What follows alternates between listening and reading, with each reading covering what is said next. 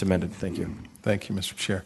So the bill, 3 years ago, some folks came to me and said, look, Florida has got a bill to incentivize the hiring of individuals who were struggling to get work. These are folks that are coming out of a period of homelessness. They're not homeless in the sense that they're living under a bridge.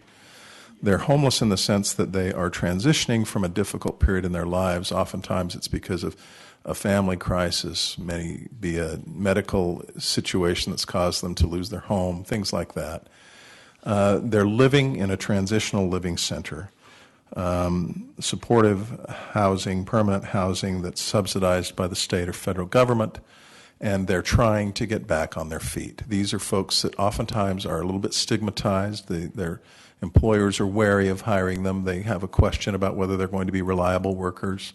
They have a question about whether they're in a good frame of mind, a good position mentally or emotionally, and they need some help. And so one of the things that we put together in the last couple of years was a tax credit for businesses who hire those individuals. And we passed it through this committee 2 years in a row, passed it through the House 2 years in a row, got stalled in the Senate, in large part because it had a fiscal note of about $500,000, and there was some concern about that.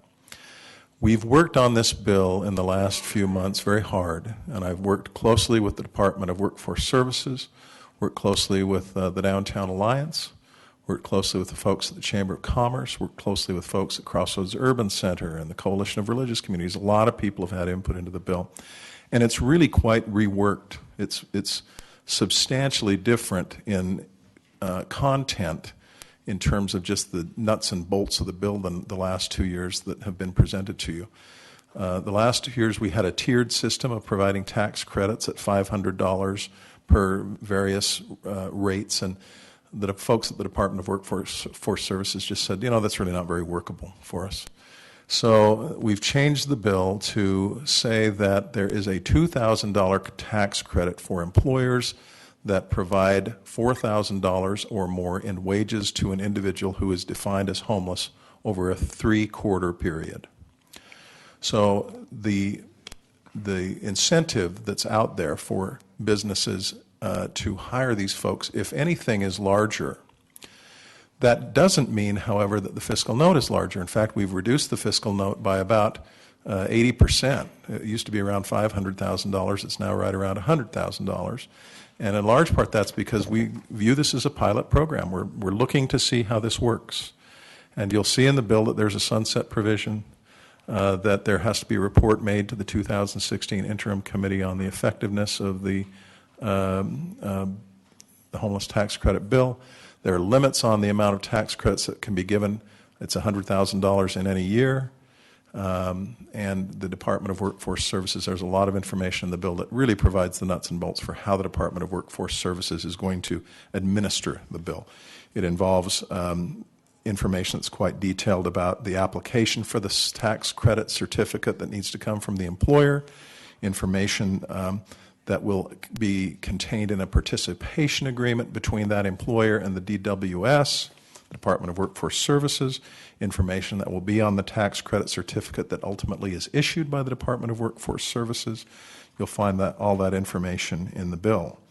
And as I say, there'll be a report to the legislature in the 2016 interim for how that works. I think it's a much better version of the bill than we've passed in the House the last couple of years. And I think it's more fiscally responsible in the sense that it's a much less expensive bill from the perspective of the amount of tax credits that would be available. So I could get into the details of it. I'm happy to answer any questions that you have, but that's really how the bill works from a 30,000-foot perspective, and I won't go into the details unless you ask about them, simply because I know this committee's heard it now. This is the third time in 3 years. So it's, in concept, what we've done in the past. I think it's a better bill in terms of providing a structure for it to be administered effectively, to make sure that there's no waste or fraud associated with the claims of the tax credits, and to lower the cost of the pilot program. So that's my presentation. Thank you, Representative. Some questions for you, Representative